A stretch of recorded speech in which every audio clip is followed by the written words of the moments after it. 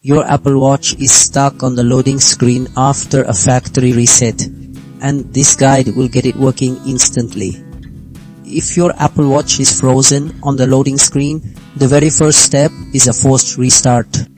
Simply press and hold the side button and keep holding it even when you see the power off slider. Continue until the Apple logo reappears, then release.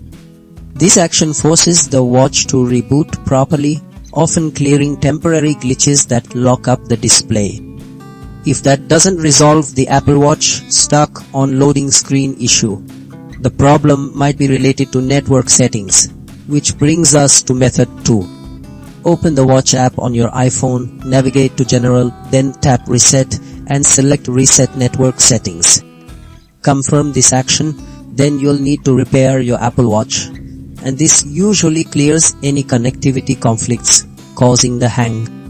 Should the loading screen persist, it's time to check for software updates. Method 3.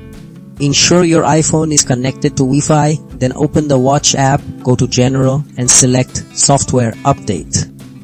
Download and install any available updates for your watch, as a missing update can cause post-reset instability. If all else fails, we proceed to the final method, a complete erase and setup. In the Watch app on your iPhone, go to General, then Reset and select Erase Apple Watch Content. Confirm this twice, then set up your Apple Watch as new, choosing to restore from a backup if prompted. This comprehensive approach guarantees you fix that Apple Watch stuck loading screen.